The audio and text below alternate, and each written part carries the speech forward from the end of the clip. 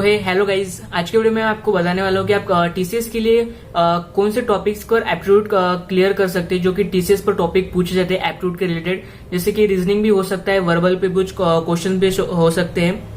मैं आपको बताऊंगा क्या कैसे टीसीएस की जो एनक्यूटीज कितने पार्ट्स में डिवाइड्स वगैरह होती है वो भी मैं आपको बताऊंगा।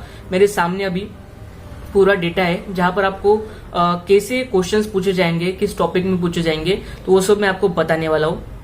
तो सबसे पहले आपको जो ऐप की एनक्यूटी होगी उसमें एक डिजिटल प्रोफाइल और निंजा प्रोफाइल होती है। ऑनलाइन ये दो टाइप के ऑनलाइन टेस्ट होते हैं जो कि टेक्निकल या फिर एचआर मैनेजर ही कंडक्ट करता है। और जो निंजा प्रोफाइल होते हैं उसमें 20 से 25 मिनट का जो राउंड होता है, एचआर और टेक्निकल दोनों ही लेते हैं वो भी कोर्स। सो इसमें सबसे पहले होगा हमारा डिजिटल राउंड। ओके, यहाँ पर मैं आपको बड़े कैसे दिखाता हूँ। डिजिटल राउंड 1 होता है ऑनलाइन टेस्ट, जो कि आपकी ऑनलाइन टेस्ट होगी जो कि टीसीएस कंडक्ट करता है, जिसमें वर्बल एबिलिटी के लिए आपके पास 15 मिनट्स होंगे। 15 मिनट्स में आपको 20 क्वेश्चंस सॉल्व करने हैं। उसके बाद आपके लिए आती है न्यूमेरिकल एबिलिटी आती है जिसमें आपके लिए 30 मिनट्स का ड्यूरेशन रहता है, जिसमें 15 क्वेश्चंस आपको पूछे जाते हैं।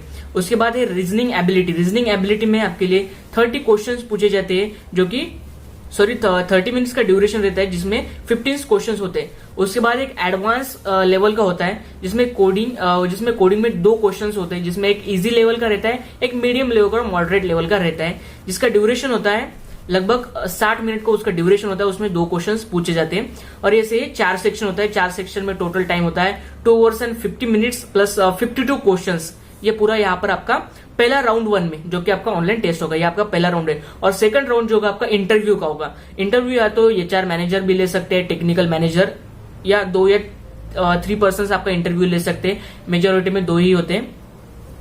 सो ये होता है 20 से 25 मिनट का, ये राउंड आपका होता है 20 से 25 मिनट का, जिसमें नॉर्मल क्वेश्चन होता है why you want to join TCS, tell me about yourself, questions like some technical concept, DBMS, operating system, OOPS, these like computer fundamentals. These are technical subject which are also asked in your interviews. Or some question, where do you see yourself in next 5 years? That's like simple questions are asked in interview, but you have to clear also your coding round also.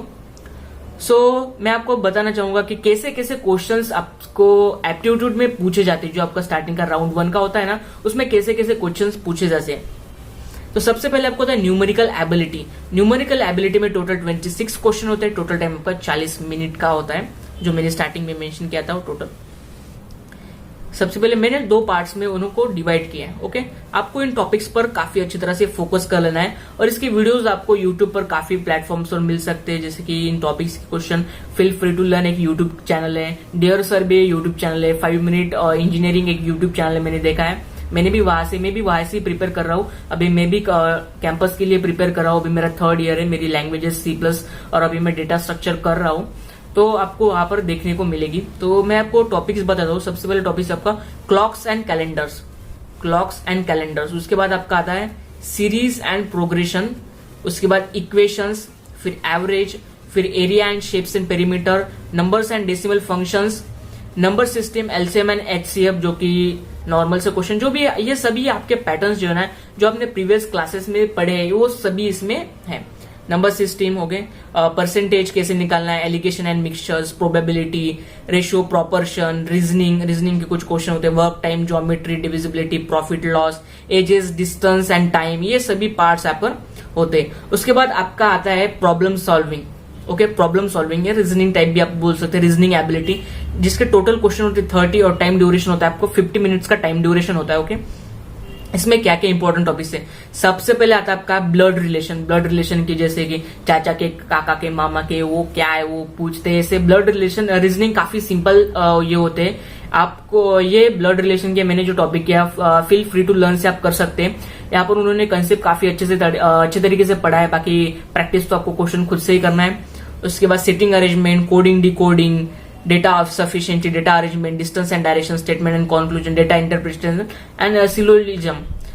ये जो syllogism जो भी है वो होता है, उसमें कैसे है आपको, जो कि नीट के लिए आप कैसे प्रिपेयर करते हैं, वहां पर कुछ क्वेश्चंस होते हैं आपके पास, एक ऑप्शन होता है और उसके ऑप्शन के अंदर ऑप्शन होता है, जिस टाइप के क्वेश्चंस को सिलोजिज्म कहते हैं। Okay, sorry for if I wrongly pronounce. Okay, verbal ability में आपके पास टोटल 24 क्वेश्चंस होते हैं। टोटल आपके पास 30 मिनट्स होते हैं। यहाँ पर मैं आपको इंपॉर्टेंट टॉपिक्स दिखा देता हूं, जिसमें sentence completion, word completion, reading comprehension, उसके बाद आपके बात है पैरा जंबल, जो कि पैराग्राफ को जंबलिंग ऑर्डर में रहता है, आपको कुछ रहता है ग्रामेटिकल, उसके टाइप से आपको अरेंज करना होता है।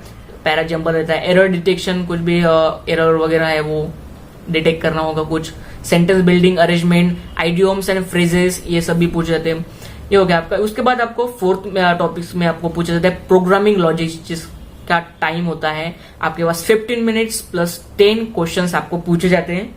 ओके, इसमें क्वेश्चंस आपको नॉर्मल ज्यादा हाई लेवल की भी एकदम आपके लिए एज अ फ्रेशर हो गया, आप एकदम एक्सपेक्ट नहीं करेंगे कि वो आप इतना ज्यादा आपको क्वेश्चन पूछे, जैसे कि data types, arrays, string, looping statement, pointer, recursion, object oriented programming, data structure like link, stack, Q, graph etcetera आपको पूछे जा सकते हैं। अगर आपने अच्छी तरीके से प्रैक्टिस की है, मैं आपको सजेस्ट कराऊंगा कि आप स्ट्राइवर की जो डेटा डीएसए की डेटा शीट है आप वो ट्राई करें। मैं चाहे तो लिंक डिस्क्रिप्शन में दे दूंगा, उनकी जो डेटा शीट है पूरी, वो आप अच्छी तरीके से कर लेंगे तो मैं गारंटी लेता हूं कि आप पूरा कोर्स वो कर सकते हैं। डीएसए का आपका काफी अच्छा कंसेप्ट हो जाएगा, पूरा तगड़ा कंसेप्ट हो जाएगा, आपको सिर्फ वो फॉलो करना है। काफी अच्छे तरीके से उन्होंने पूरा शीट बनाया है, क्वेश्चंस लिए, पिक करे, उन पर उन्होंने वीडियोस भी बनाए हैं, टॉपिक्स वाइज आपको सॉल्व भी कर सकते हैं और काफी अच्छी तरीके से सारे फॉर्मेट्स में दिए, तो आप वो ट्राई कर सकते हो, वो मैं लिंक दे दूंगा।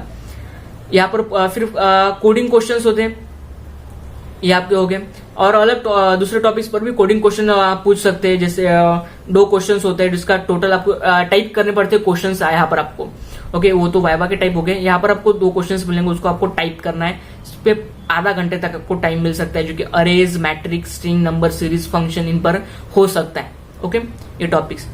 तो ये शीट अर्श गोयल एक यूट्यूबर है, उनसे मैंने रेफर की थी, क्योंकि मैं भी बता रहा हूँ आपको, मैं भी 3rd ईयर में हूँ, तो मैं सीख रहा हूँ और जो कंटेंट मुझे मिल रहा है मैं आपके साथ शेयर कर रहा हूँ। आप भी ऐसी वीडियोस बनाकर सभी के साथ शेयर कर सकते हैं। हमने कम्युनिटी भी बनाई है, अगर चाहे तो आप ज्वाइन कर सकते हैं। और मेरी एक वेबसाइट भी है जहां पर मैं मेरे जो प्रैक्टिस के प्रॉब्लम्स है वो सभी अपलोड करता रहता हूं, आप वहां पर दे सकते हैं। मेरे वेबसाइट का नाम है पीडीएफ फॉर ज्ञान, और मेरी कम्युनिटी पोस्ट में मैंने लिंक्स भी डाली हुई, तो आप वहां से भी चेक कर सकते हैं। सो ये था पूरा रोड मैप, आप कैसे प्रिपेयर कर सकते हैं आपके क्वांटिटेटिव एप्टीट्यूड टेस्ट के लिए, जो कि टीसीएस एनक्यूटी, जो कि 2 और 3 मंथ्स हमेशा आती रहती है, 2 से 3 महीने में आती रहती है। तो आप मस्ट विजिट कर, अगर आप 3rd ईयर में या फिर 2nd ईयर में आपके C+ और एप्टीट्यूड वगैरह हो गया तो आप जरूर से टीसीएस एनक्यूटी दीजिए, अपने आप को एक्सप्लोर करिए कि आप क्या एबिलिटी रखते हैं।